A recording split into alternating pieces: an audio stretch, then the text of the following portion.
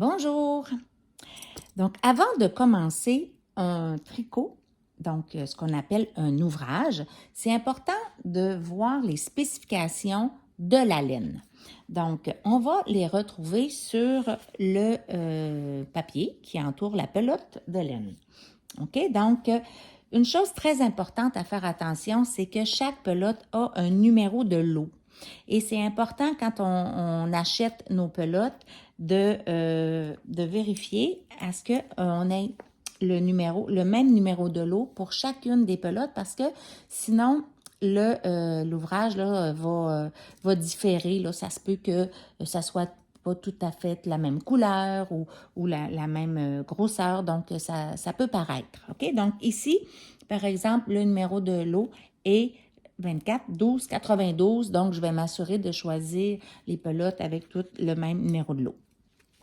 Ensuite, ce que je voulais vous montrer, c'est qu'ici, j'ai la grosseur de ma laine. Donc, c'est une laine de grosseur 5, hein, donc qui est, ici, on dit bulky. OK, donc c'est assez dodu. Donc, c'est une laine assez épaisse. Ici, ben, j'ai l'encadré. Dans cet encadré-là, j'ai les informations pour le tricot à la broche, puis à côté, le tricot au crochet. Moi, ce qui m'intéresse, c'est le tricot à la broche. Donc, ça dit que ça suggère d'avoir des broches de 6 mm ou en US de grosseur 10. Donc, mes broches ici sont, là, ça donne que j'ai, tu vois, on le voit au bout, là, que c'est 10. Mais si, mettons, j'avais pas eu de grosseur 10, ben, j'aurais pu prendre une grosseur 9 ou une grosseur 11, celle que j'avais.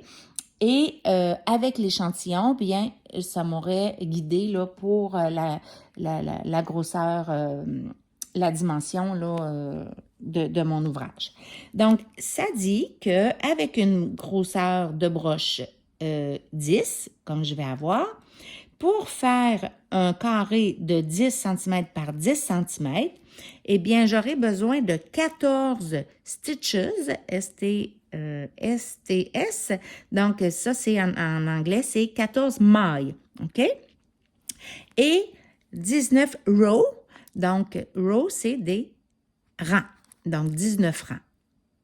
Donc, je vais faire ensuite mon échantillon.